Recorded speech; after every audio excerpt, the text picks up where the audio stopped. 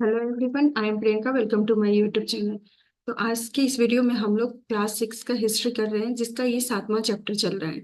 इस वीडियो से पहले जो पिछले वीडियो में हम लोग इसी चैप्टर को कंटिन्यू किए थे और इसका एक पार्ट रह गया था, जिसको आज हम लोग कंप्लीट करने वाले हैं। तो इस चैप्टर में हम लोग को पढ़ना क्या है, गांव, शहर और व्यापार के बारे में। तो उपमहाद्वीप में कौन व्यापार की क्या स्थिति थी, इसके बारे में हम पिछले इस टॉपिक में पढ़े हैं। तो इसमें हम लोग मेनली देखेंगे जो शिल्पकार वर्ग होते थे या व्यापारी वर्ग होते थे, वे अपने अपने संघ बनाते थे, जिसको हम लोग श्रेणी कहते थे। इस श्रेणी का क्या उद्देश्य था ये बनाने का? तो श्रेणी जो बनाई जाती थी वो मेनली जो शिल्पकार लोग होते थे, तो प्रशिक्षण देने के लिए इस तरह के संघ बनाए जाते थे।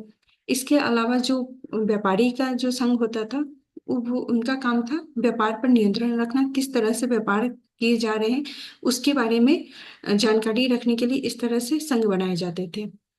और अब जो नेक्स्ट हम लोग इस चैप्टर में पढ़ेंगे, तो इसमें है कि अरिका मेरु के बारे में पढ़ेंगे, जो एग्जाम में भी बार बार आपसे पूछे जाते हैं कि अरिका मेरु किसे कहते हैं। तो ये जो है आपका मेनली एक पतन होता है। देखिए यहाँ पे अरिका मेरु के बारे में दिया गया है, जो कि किस जगह पे है, वो है आपका पौंडीचेरी में। पुडुचेरी में है ये। 2200 से लेके 1900 साल पहले अरिका मेरु एक क्या था, एक पतन था। अरिका मेरु, अरिका जो मेरु है वो एक पतन है। पतन का मतलब क्या होता है?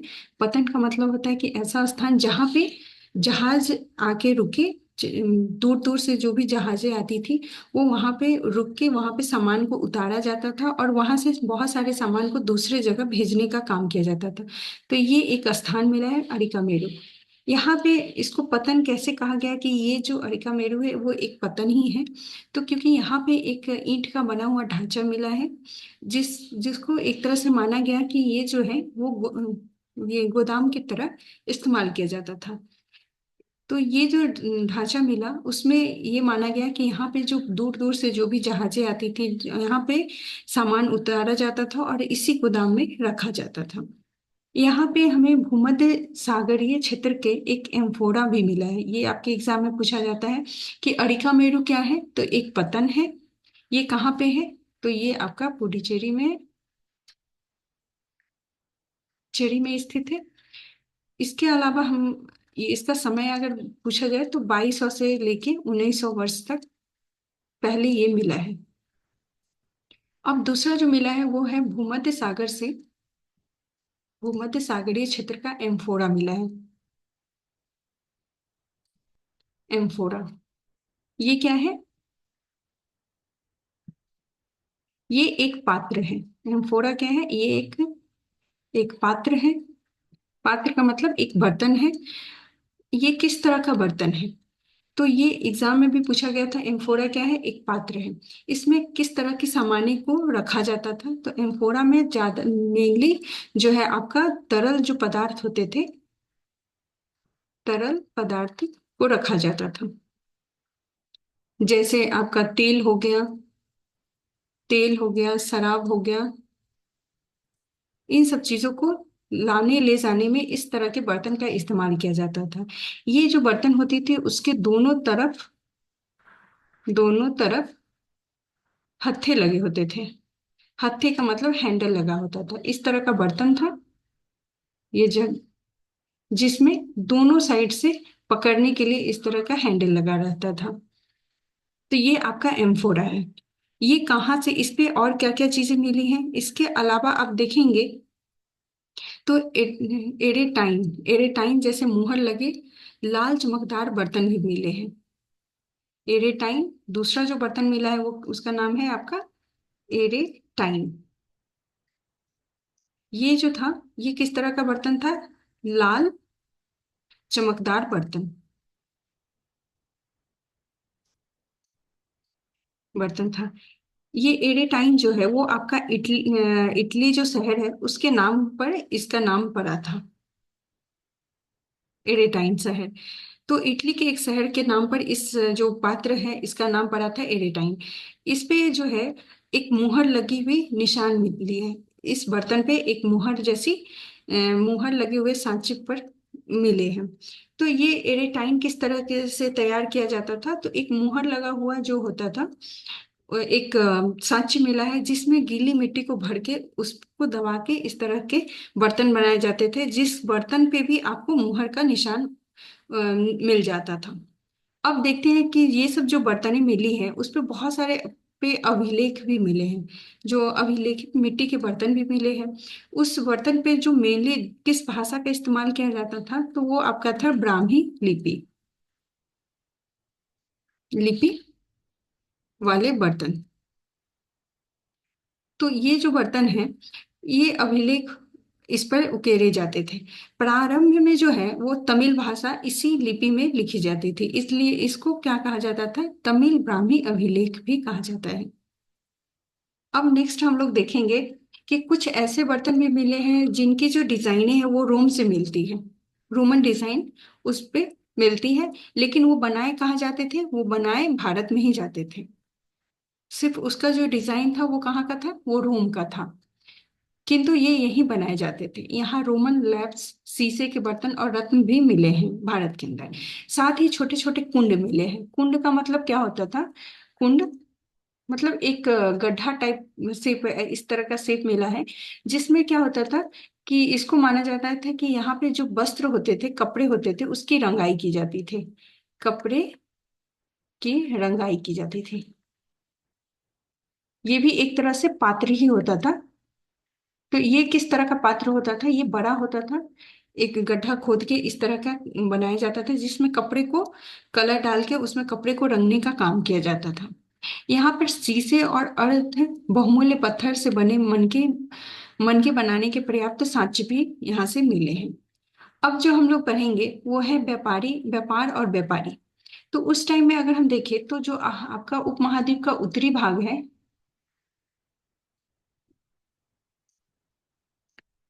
उपमहाद्वीप का उत्तरी भाग,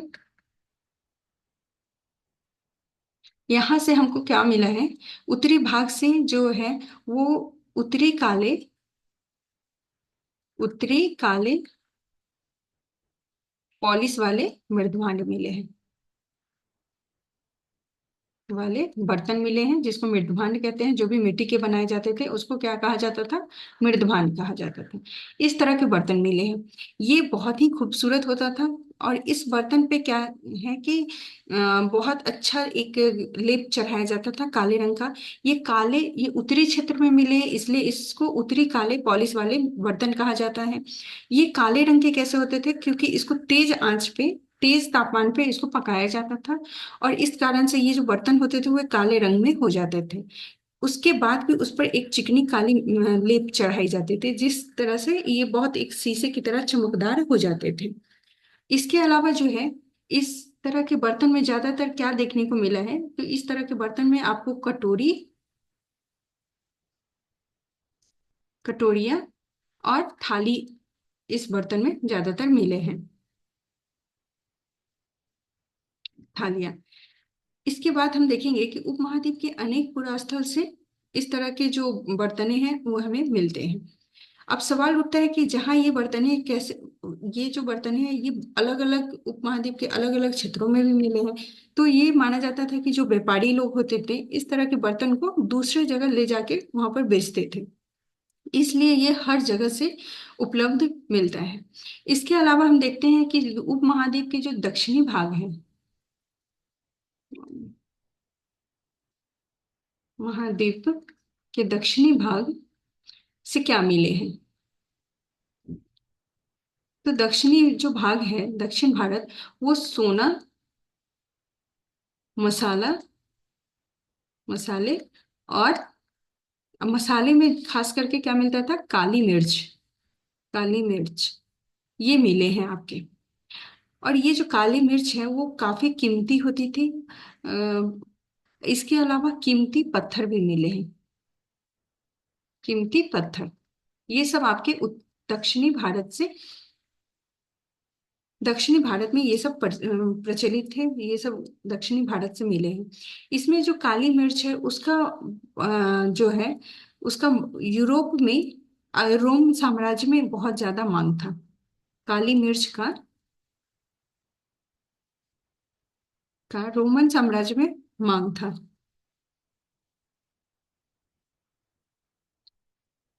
इस कारण से इतना ज्यादा इसका डिमांड था कि इसे काला सोना कहा जाता था। काला सोना कहा जाता था।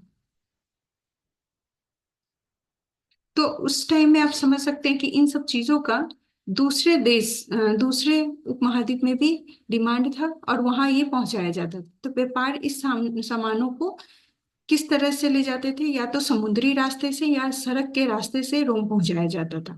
दक्षिण भारत में ऐसे अनेक जो है रोमन सिक्के मिले हैं। तो इस व्यापार का हम साक्ष्य कैसे मान सकते हैं कि यहाँ से व्यापार रोमन साम्राज्य में भी जाता था, व्यापार होता था, विश्व के दूसरे देश के साथ भी व्यापार होता था, क्योंकि रोम में जो ये काले सोने भेजे जाते थे जिसको काली मिर्च कहते हैं, तो वहां से रोमन सिक्के जो है आपका दक्षिणी भारत में मिला है। तो इसका मतलब क्या है कि उस देश के साथ यहाँ भारत का व्यापार हो रहा था। रोम के साथ बहुत अच्छा व्यापार का संबंध था।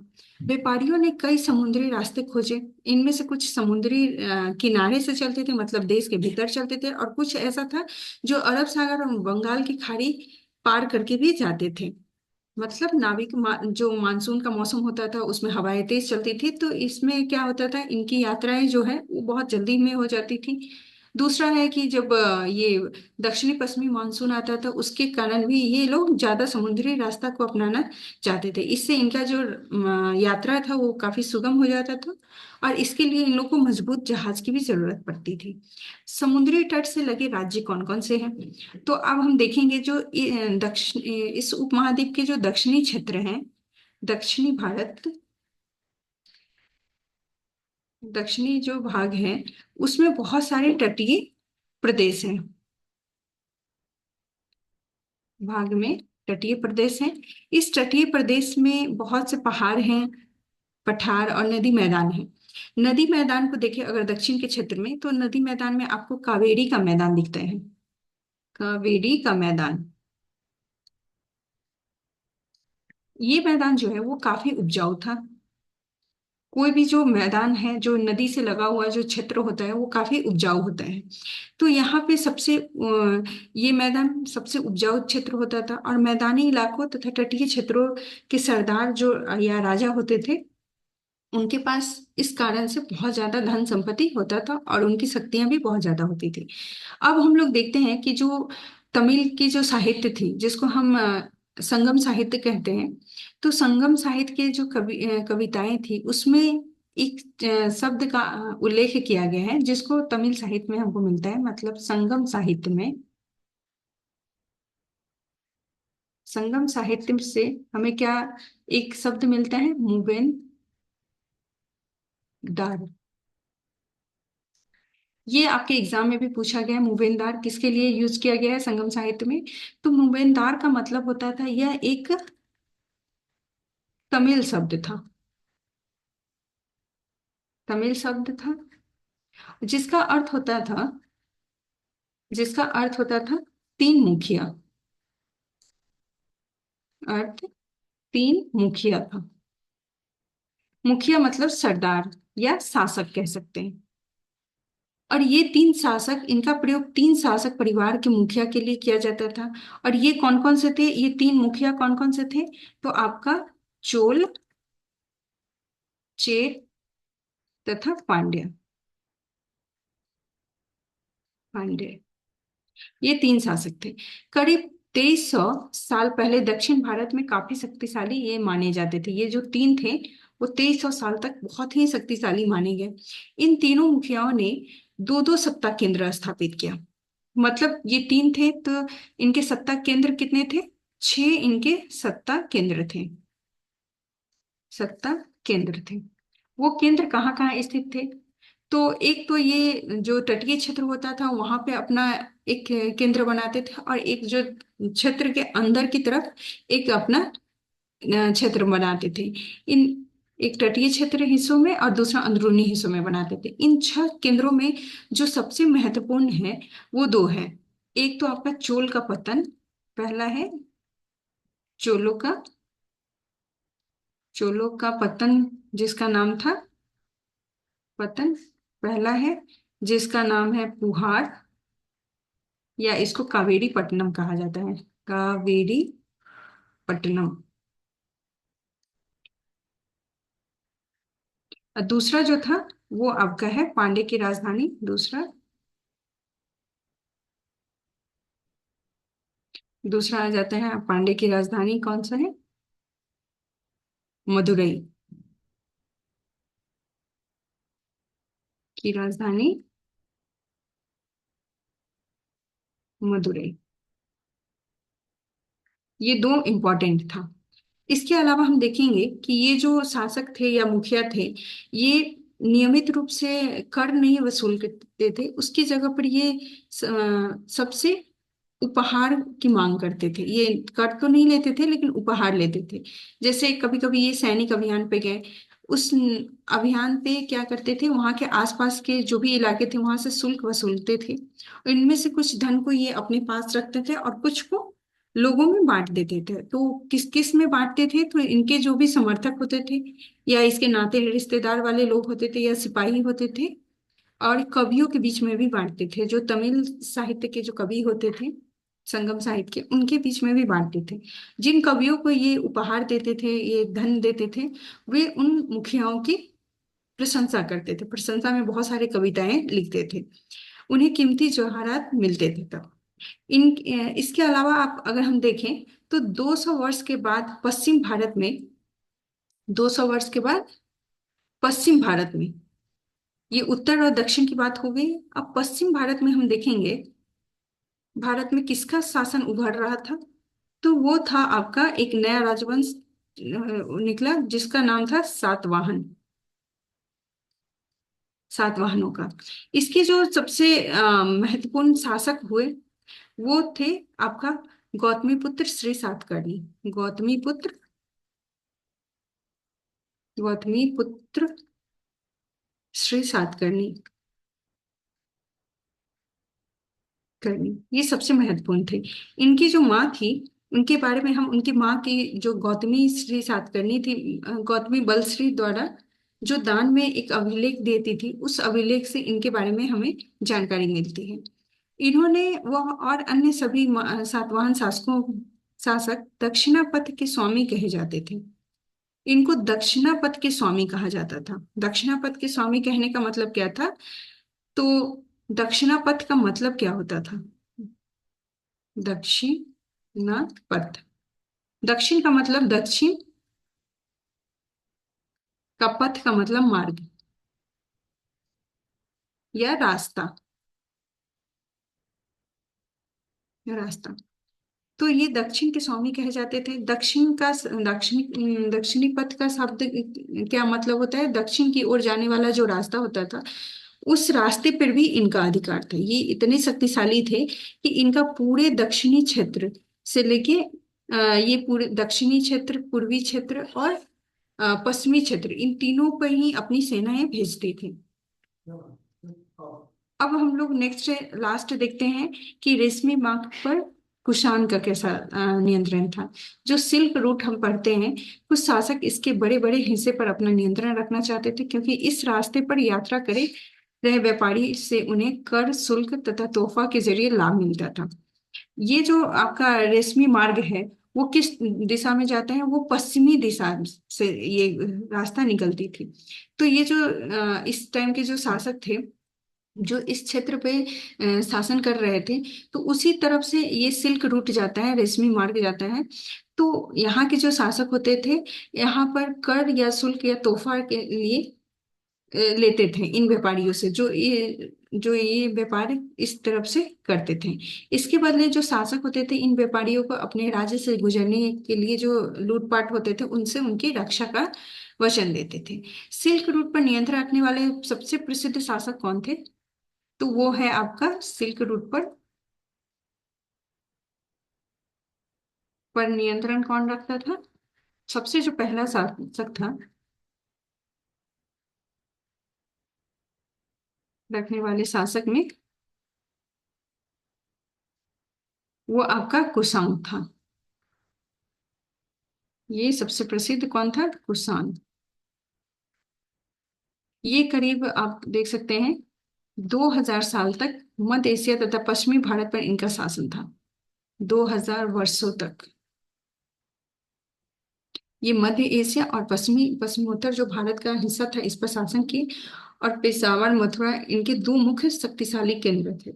तक्षशिला भी इन्हीं के राज्य में था। इन्हें शासन काल में सिल्क रूट की एक शाखा मध्य एशिया से होकर सिंधु नदी के मुहाने पर पतन तक जाती थी। यहाँ जहाज द्वारा रेशम, पश्चिम और रोमन साम्राज्य जो थे इस तरफ, उन वहाँ ये जो रेशमी वस्त्र होते थे वहां पहुंचाए जाते थे। तो सबसे बहुत लंबे टाइम तक जो कुषाण का शासन यहाँ पर बना रहा है। अब अगले चैप्टर में हम लोग कुषाण के बारे में ही पढ़ेंगे। तो ये जो आपका चैप्टर था वो कंप्लीट होता है। अब नेक्स्ट वीडियो में हम लोग अगला चैप्टर करेंगे। आप लोग को ये पूरा चैप्टर समझ में आ गया होगा। तो नेक्स्ट वीडियो में मिलते हैं, तब तक के लिए धन्यवाद।